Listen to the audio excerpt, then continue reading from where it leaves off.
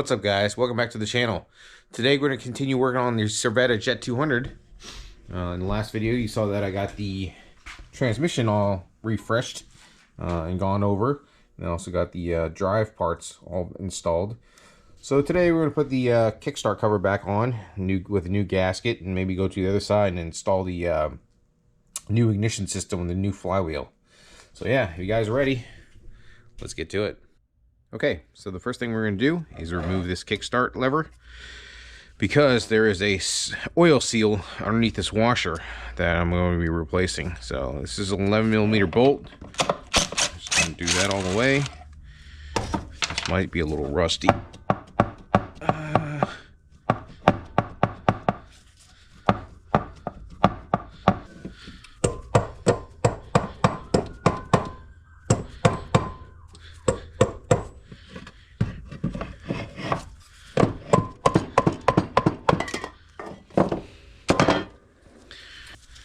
Alright, next thing we'll remove the snap ring here. Get the washer off. The seal right there, I think I can replace it without actually pulling the Kickstart shaft out. Let's see here. I'm trying to heat it up a little bit, soften that little rubber a little bit. Hopefully they'll come off that way.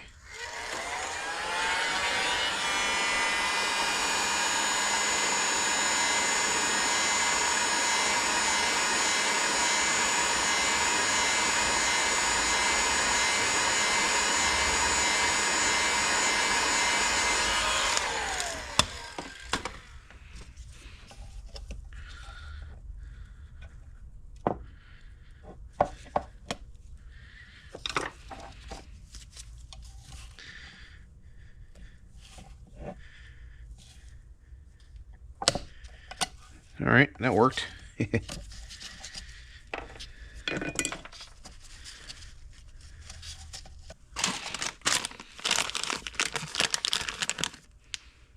Okay.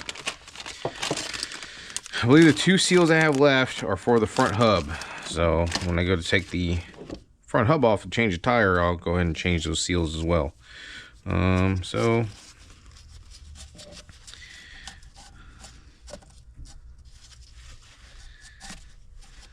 clean that up as best I can. Then I will put some grease on it.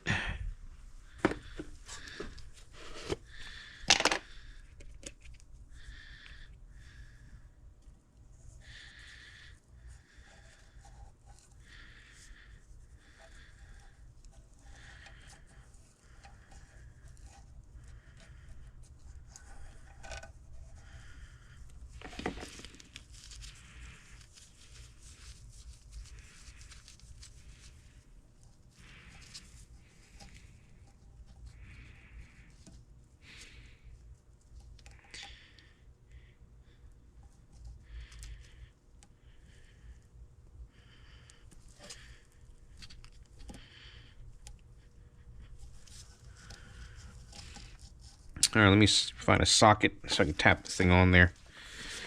All right, I found a nice socket that can fit over it. There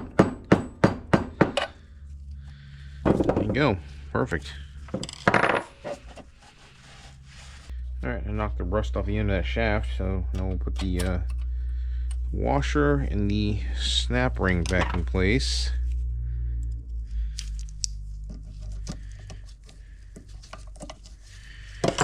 Okay, throw the Kickstarter back on.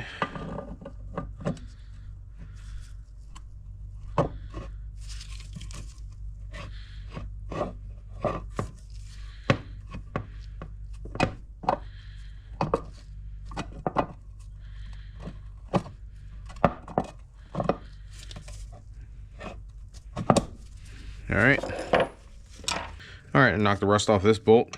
Put this back in.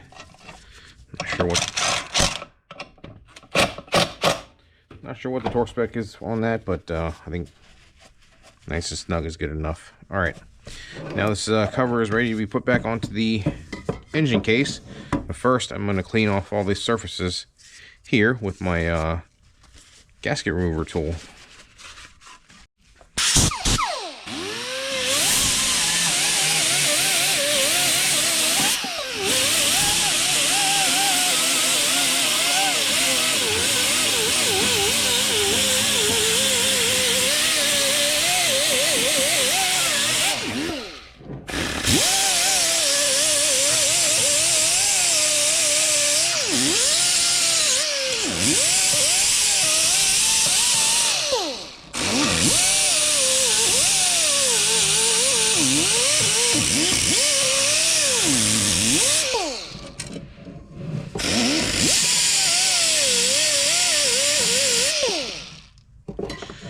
Okay, should be good enough. Let's clean the case up. We'll see what happens. All right.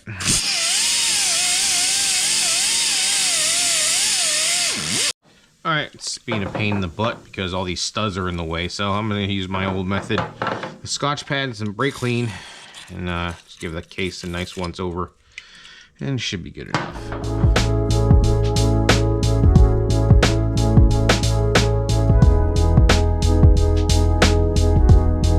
All right, so I gave the case over here a nice once over.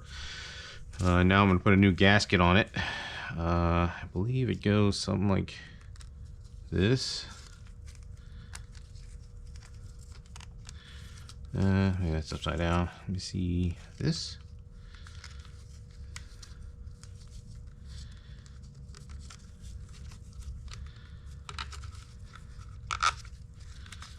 That looks right.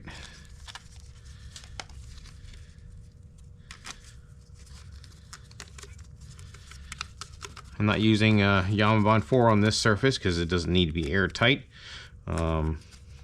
just liquid tight, so this should be fine.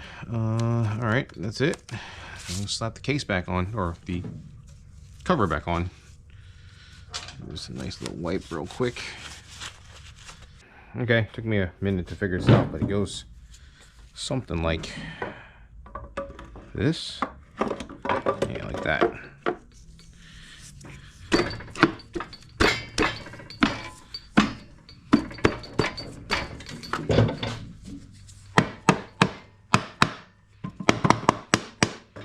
Alright, I'm going to put the M6 nuts all the way around the case.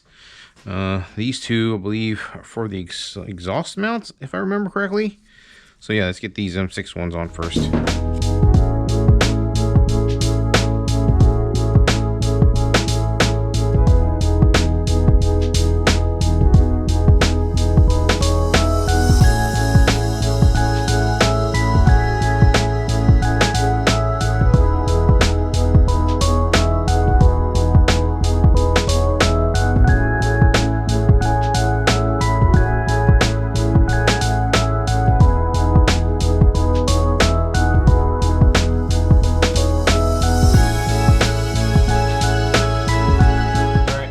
The chain cover bolted back on with these 10mm or M6 nuts, and the torque spec on these is 3.6 foot-pounds. These two I left off because that's where the exhaust mounts. And now let's move on to the other side, and then you get the stator and the flywheel installed. Okay, so before I go any further, I'm going to try to do an air leak test on this engine. On two-stroke motor, it's very important that you have no air leaks, especially where the gasket surfaces are, the seals, you know, intake manifold, you know, anywhere they can leak. You got to make sure it's all airtight, because if you have an air leak, the symptoms you'll see is that you'll either have a bike that doesn't want to idle, or idle really high, or just erratic idle, and then you'll think it's a jetting problem. You'll go to try to jet for it, and it just never runs right. So I'm usually pretty confident when it comes to building Vespa motors that I have no air leaks, so that's why you haven't seen me test the Vespa motors I build. But since this is my first Lambretta motor, and it's got a whole bunch of seals and gaskets and all that sort of thing everywhere, so I'm gonna go ahead and do an air leak test. So I have a kit here.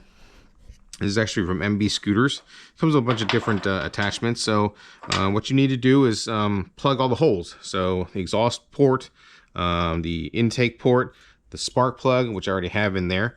And then after that, the idea is to pump 6 psi of air into the case, and it's supposed to hold for 6 minutes without any leaks. And then that way you know you have an airtight engine. This is a medical pump, so it's in I think millimeters of mercury. So 300 millimeters of mercury equals about 5.8 psi or something like that. So I just pump it to the max. If it holds there for a good 6 minutes, I should be good to go. So yeah, let me get this all set up, and then we'll pump some air in this engine. Okay, as you can see, I've got everything hooked up to the engine that came with the kit. I have the exhaust hole plugged up. I have the intake port plugged up. The kit comes with this nice machined piece of I guess is a plug with a little air inlet in the middle. So that's good to go. I have the spark plug in it. Now I've already done an air leak test off camera because there is a little tiny leak, but I'll show you where it is exactly. So again, what we want to do is pump this thing up to 300 minutes of mercury, which equals about 5.8 psi. So the idea is for it to hold around 6 psi for 6 minutes. If it does, then you're good to go. So let's see what it does.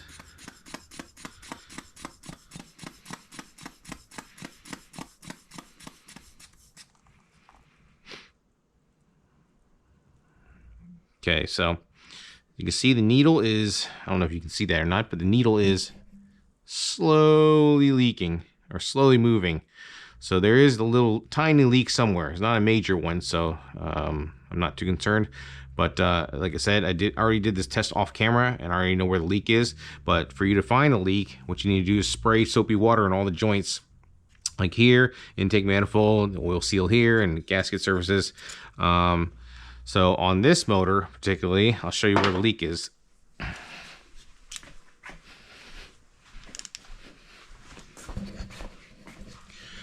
right, so it's leaking at the spark plug. I don't have a new spark plug for this head. This is a used one, so that crush washer is a little worn out. That's probably why it's leaking.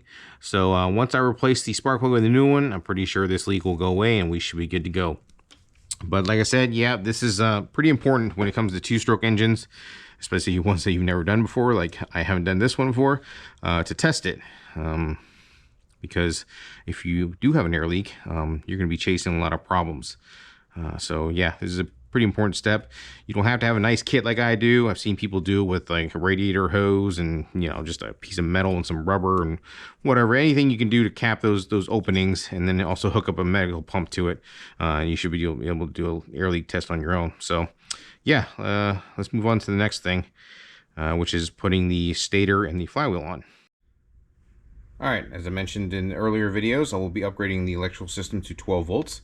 I have a brand new SIL 12 volt kit here, so yeah, let's get this on the bike. Okay, first thing we're going to do is install the stator. So the wires go up through the hole in the mag housing. This.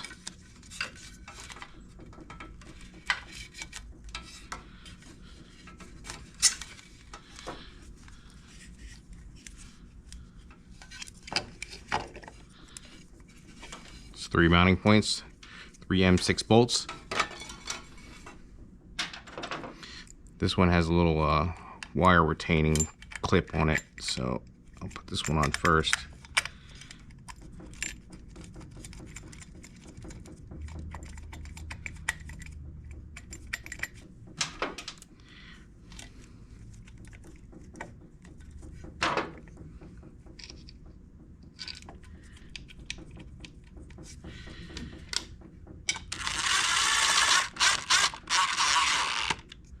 I like to set it in the middle of the mounting points where the fasteners are, just to start with, and then when I actually time the motor, I'll move the stator plate forward or back, whatever it needs to go. Alright, so that's good. I'm not going to tighten it all the way because we still need to set the timing. The flywheel, as I mentioned in the previous videos, this is the LI taper crank. So this flywheel is for LI taper. So it's very important if you decide to get one of these. There's LI taper and a GB taper, so make sure you get the right one for your crank. All right, so this one has there's a little notch here. Just line it up with the Woodruff key that's in there. And it should slip right on. Let me see here, like that. So I'm going to temporarily put the wave washer in and also the crank nut.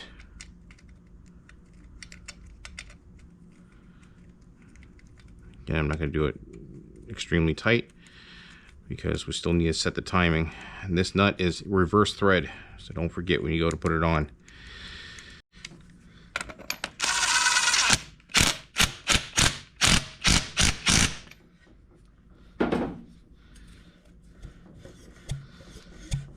All right, perfect. Let's go and mount the regulator and the CDI. Okay, so I have a new regulator here. It's going to mount where the old one mounted, secured by these 2 M4 bolts. Actually, I have some new hardware, new washers, new lock washers.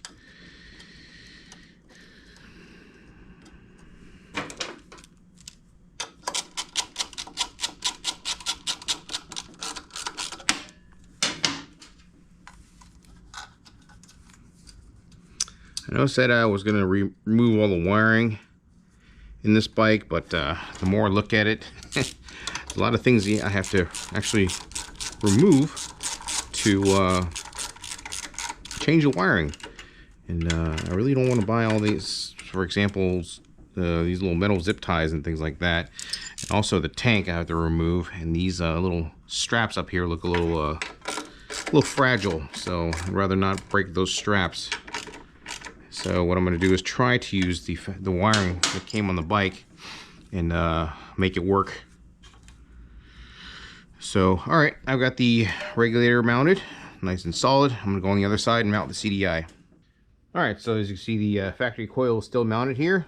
I'm going to remove it, and hopefully we can mount the new CDI in the same spot. If not, I'll have to make a bracket for it or something and put it somewhere else. All right, let's see. So actually, let's take this spark plug wire out first. It actually runs through a nice little rubber grommet. It's through the frame right there.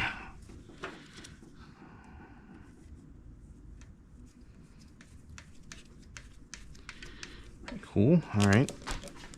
There's 2 bolts to hold this thing on.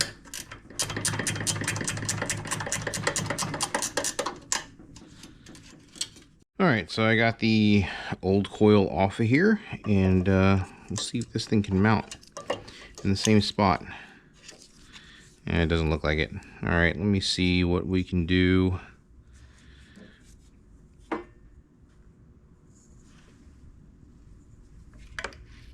I'm not really sure what we can do. Maybe like this? Maybe just 1 bolt?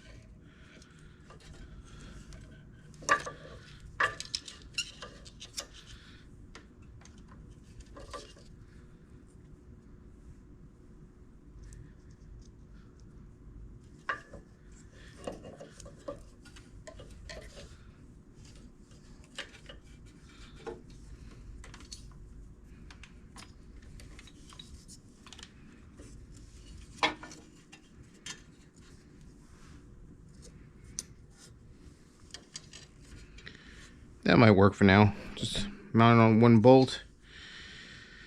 Ground this guy behind it or something. And yeah, it should be okay for now. Let me get a longer bolt, and we'll get that on there temporarily until I find a better spot. But before I mount it, I'm going to plug it up to the stator, which is this wiring right here.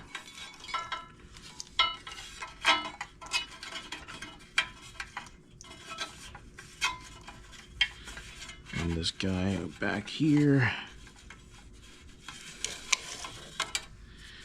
All right. It's pretty easy. You know, the white wire going to the white terminal, the red wire going to the red. Yellow actually goes to the regulator. Green goes to one of these greens. And this other green one is actually going to the kill switch. So I'm gonna have to figure out what wire that is in the factory harness and wire it up like that. So yeah, let me get this thing mounted real quick, and then we can see if we actually have a spark. Okay, so I've got the CDI mounted temporarily. I don't think this will actually fit with the side cover on, so I'm gonna have to make a bracket to actually put it up here or something like that. But yeah, it's right now it's temporarily mounted with this little bracket that I came up with. The little yellow wire coming off of it is also grounded. I have the spark plug wire running right here to a new spark plug I just picked up. If you guys have never tested for spark before, all you really need to do is ground the, or have everything hooked up and then ground the spark plug body to something metal, for example, the engine case. So right now, if I was to kick it, I should have spark. So yeah, let's see what we got. Alexa, turn off garage. Okay.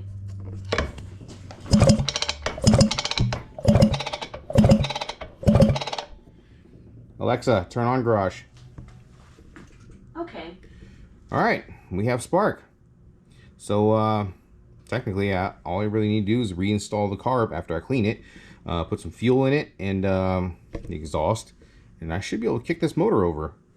So yeah, guys, we're one step closer But unfortunately, that's all the time I have for this thing tonight. If you guys have enjoyed these videos, please don't forget to like and subscribe. I'll catch you all next time.